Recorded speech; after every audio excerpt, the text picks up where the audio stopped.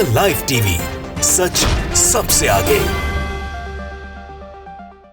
दोस्तों, हिजाब वाला मामला हो, ज्ञानवापी मस्जिद का मामला हो, रामनवमी पर मुसलमानों को टारगेट करने वाला मामला हो, या फिर इन सब से इतर नबी की शान में गुस्ताखी करने वाला मामला हो, लगातार मुसलमानों को टारगेट किया जा रहा है। नमाज अता करने नहीं दी जा रही। ये तमाम चीज़ें अब तक आप झेल चुके हैं और देख चुके हैं। उसको लेकर विवाद भी देख चुके हैं, लेकिन अब एक नए विवाद के लिए तैयार हो जाइएगा। विवाद इसलिए कह रहे हैं क्योंकि केंद्र सरकार की तरफ से जो फरमान जारी किया गया है उसको लेकर मुसलमान समाज में हड़कंप मच चुका है। बवाल होने लगा, हंगामा होने लगा कि भाई आखिर आप कैसे टारगेट कर सकते हैं मुसलमानों को।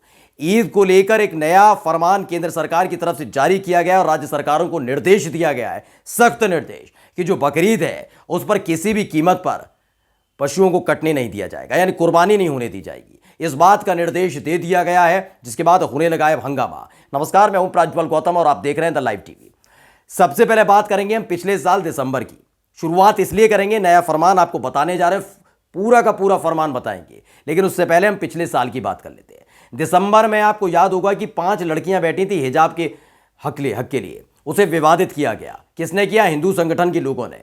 हिजाब वाला मामला देखा कि कैसे लड़कियों को घेर कर बदतमीजी बदसलूकी की जा रही थी। यह मामला उठता हुआ आया था रामनवमी के मौके पर। बदतमीजियां की गई हिंदू संगठन की उस रैलियों में। मुसलमानों के बारे में गंदी बातें करना, मस्जिद पर चढ़कर भगवा लहरा देना, ये तमाम चीजें हो रही थी। जिन्होंने विरोध किया तो उपद्रव किया गया। और कौन टारगेट किए गए?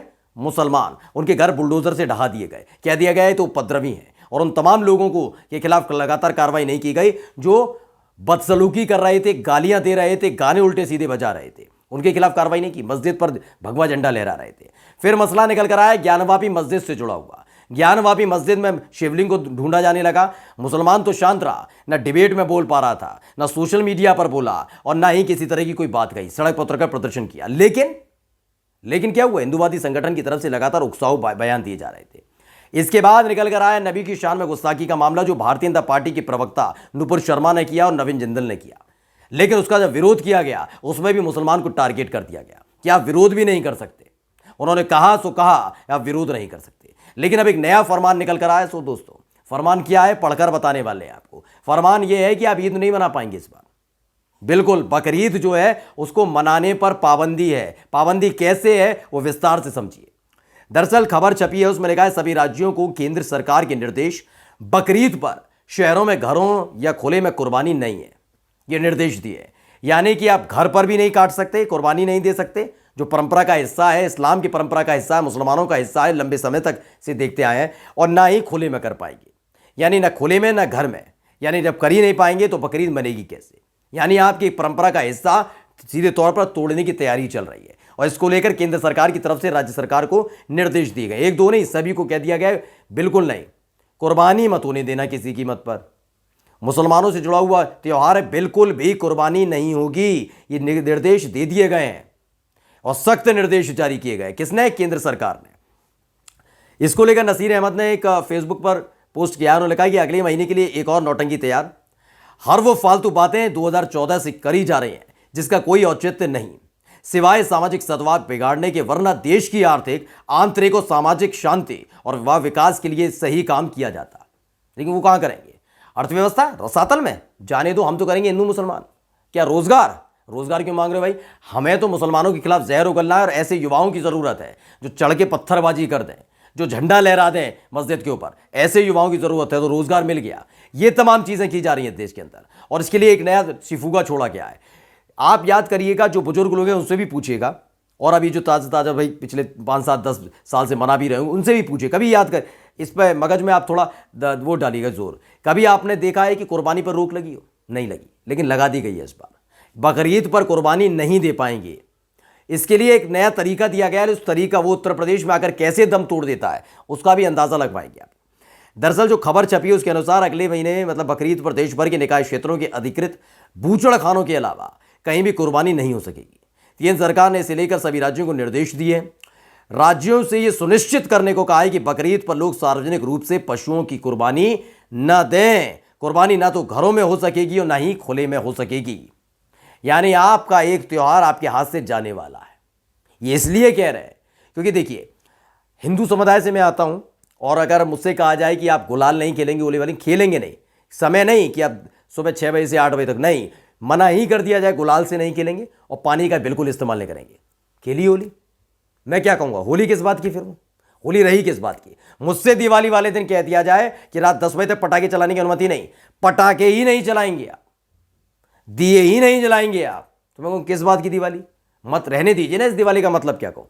बिल्कुल वैसे ही अगर मुसलमानों के दो बड़े त्यौहार एक साल के भीतर पड़ते हैं दोस्तों, वो दोनों त्योहारों में से एक होती है मीठी ईद, जिसे हम क्या हाथ कहते हैं, सेवई उस दिन बनती है, और दूसरी होती है बकरीद। उस दिन बकरे की बलि दी जाती है, दुआएं मांगी जाती है, अमन शांति चैन शांति की बात की जाती है। अब आप कहीं बकरीद की जरूरत क्या है, तो क्रूरता है, तो क्रूरता है तो आपको बता दें हिंदू देवी देवताओं के सामने भी बलि देने की प्रथा लंबे समय से रही और अब भी दी जाती है, उस पर भी फिर रोक लगनी चाहिए। खैर, मैं इस पचड़े में ना पढ़ के हम सीधे तौर पर प्रथा पर आते हैं।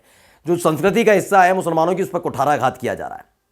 अब तर्क क्या दिया है, वो तर्क सुन लीजिए। तर्क बहुत महत्वपूर्ण है केंद्र सरकार की तरफ से। केंद्र सरकार ने कहा कि पिछले काफी समय से देखने में आ रहा है कि पशुओं को वाहनों में ठूस ठूस कर भरा जाता है, यह उनके साथ एक तरह की क्रूरता है। ऐसे मामलों में संबंधित लोगों के खिलाफ सख्त कार्रवाई की जाए। मैं सीधे तौर पर कहता हूं कि बकायदा जो तमाम लोग हैं, यह उनका नाकारापन है कि तस्करों पर रोक नहीं लगा पाते। अब आप अंदाजा लगाइए, इनका कहना है कि बकायदा पशुओं के साथ क्रूरता हो रही है, ठूस ठूस कर भर दिए जाते हैं, इसलिए बकरीद पर रोक है, पाबंदी है। बकरीद पर बिल्कुल भी कटने नहीं दिए जाएंगे बकरे, यानी कुर्बानी होनी होगी। मतलब 365 दिनों में से अगर बकरीद का एक दिन हटा दिया जाए तो 364 दिन तो तस्करी होती नहीं है, होती है ना। और होती केवल बकरीद के लिए तो होती नहीं होगी कि इन पशुओं को बचा के रखना, बकरीद में ट्रांसफर कर देंगे, तस्करी कर देंगे, ऐसा तो नहीं। 364 दिन कुछ नहीं कर पाते और आपको बकरीद पर टारगेट करने का दिखता है। यह सवाल बहुत महत्वपूर्ण हो जाता है, क्योंकि बकरीद के दिन बकरे की कुर्बानी सबसे महत्वपूर्ण मानी जाती है और उसी को लेकर लगातार टारगेट किया जा रहा है। बिल्कुल वैसे ही, लेकिन इन्होंने एक ऑप्शन दिया। ऑप्शन क्या है इसमें ऑप्शन यह है कि आप बूचड़ खाने पर जाकर कुर्बानी कर सकते हैं। अब आ जाइए उत्तर प्रदेश। यह आदेश ज्यों का त्यों उत्तर प्रदेश में उठाकर देखिए। आप घरों में कुर्बानी नहीं कर पाएंगे, खुले में नहीं दे पाएंगे कुर्बानी। तीसरी जगह बूचड़ खाना वहां जाकर करिए, लेकिन उत्तर प्रदेश में बूचड़ खाने बंद है, मालूम है ना। बूचड़ खाने बंद करवा रखे हैं, तो करेंगे क्या, कुछ नहीं करेंगे। आप कुर्बानी देंगे ही नहीं, बिल्कुल नहीं देंगे।